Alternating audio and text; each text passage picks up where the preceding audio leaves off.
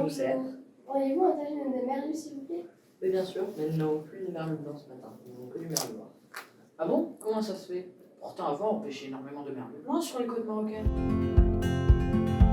Je pense qu'on devrait enquêter. Alors, c'est comment tes recherches? Alors, je suis tombée sur le guide de la FAO et j'ai trouvé qu'il existe principalement des espèces de merlu sur les côtes marocaines.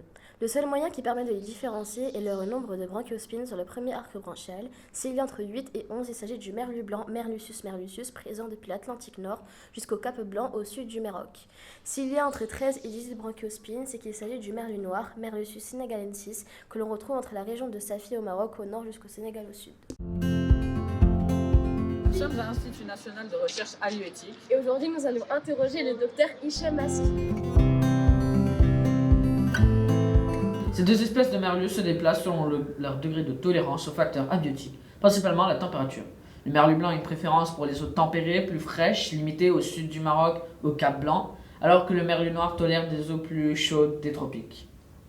Les individus adultes occupent le bas du talus continental où les températures sont plus stables et varient en fonction des saisons. Ils effectuent des migrations depuis le large vers la côte pour assurer leur reproduction, phase très importante qui permet le recrutement de nouveaux individus appelés juvéniles. Ces derniers ont une préférence pour des températures plus chaudes sur le plateau continental. Au fur et à mesure qu'ils se développent, ils migrent à nouveau vers leur large.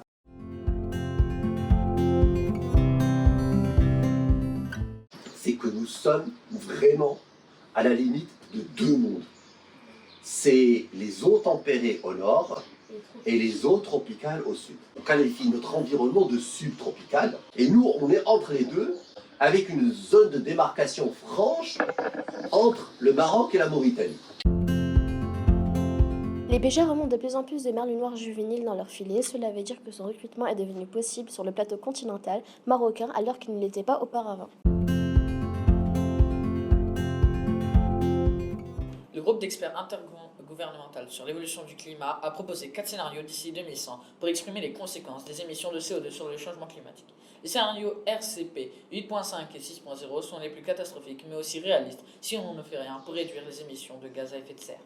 En effet, l'effet de serre est au départ un phénomène naturel. Plus il y a de gaz à effet de serre émis dans l'atmosphère par les activités anthropiques, plus les rayons infrarouges sont retenus plus réfléchis sur Terre, ce qui provoque le réchauffement de la planète. Il s'ensuit des conséquences multiples sur les océans avec une modification des paramètres abiotiques tels que l'augmentation des températures, variation de la salinité et diminution du pH.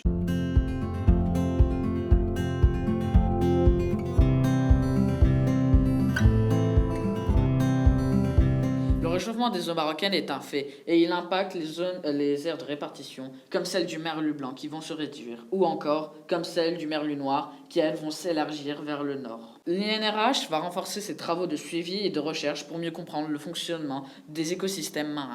Tu sais que le Maroc, la Mauritanie et le Sénégal se réunissent tous les ans afin de surveiller et d'assurer une gestion durable et efficace des stocks d'espèces marines à intérêt commercial?